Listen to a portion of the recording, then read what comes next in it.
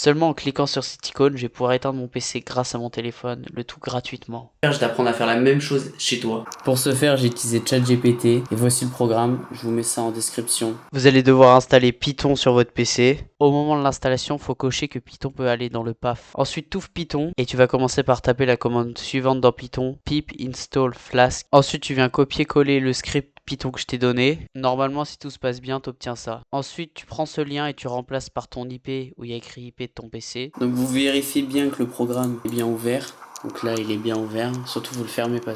À partir du moment où il est fermé, ça ne marche pas. Et donc, le seul défaut, c'est que vous allez avoir cette page tout le temps ouverte. Vous avez juste à la réduire pour plus la voir, mais elle sera toujours ouverte ici en arrière-plan. Et là, vous utilisez le lien que je vous ai donné juste avant. Donc, l'IP de votre PC. Pour savoir l'IP de votre PC, si vous ne le connaissez pas, vous faites CMD dans Windows. Vous faites IP config. Vous faites entrer, vous obtenez tout ce que vous voulez. Donc, c'est bien ouvert notre programme Python.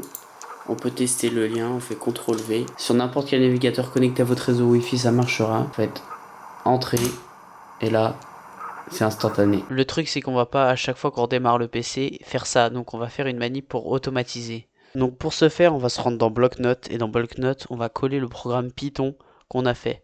Donc, on va chercher notre programme Python. Donc, maintenant que c'est collé dans le fichier Bloc-Notes, on enregistre sous. Et attention, ça va être important. Surtout, vous mettez en tous les fichiers. Et ensuite, vous mettez en .bat. C'est très important, sinon ça ne marchera pas. Donc là, vous l'enregistrez où vous voulez ce fichier. Moi, je le mets dans Documents. Donc ce qu'on va faire, c'est qu'on va créer un nouveau fichier, encore dans le bloc-notes. Donc cette fois-ci, il va servir à ouvrir le fichier qu'on a créé avant. Donc le nouveau fichier qu'on va créer, dedans, il va avoir un sorte de raccourci qui va ouvrir le chemin d'accès où se trouve notre fichier. Et on doit indiquer le nom. Je vous mets un exemple à remplir avec le nom du fichier et le chemin d'accès qu'on vient de créer. Il va falloir le mettre dans un endroit spécial. C'est les fichiers qui démarrent quand le PC s'allume. Donc il faut faire Windows R et taper la commande que je vous affiche à l'écran.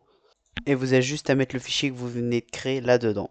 Normalement, vous allez redémarrer votre PC et automatiquement, ça va s'ouvrir tout seul le programme Python. Pour finir, et vous allez installer l'appli Shortcuts. Je suppose qu'il doit y avoir des équivalents sur iOS. Shortcut Maker, cette appli ici que j'ai installée. Et dedans, vous allez pouvoir créer des raccourcis. Donc moi, j'ai créé un raccourci avec un site web. J'ai mis le lien, j'ai mis une icône. J'ai personnalisé l'icône. Et ensuite, j'ai obtenu ceci où j'ai mis l'écran de mon PC. J'ai mis éteindre PC. Et ça ouvre la page, une page Chrome avec le lien. Et ça l'éteint, comme en début de la vidéo.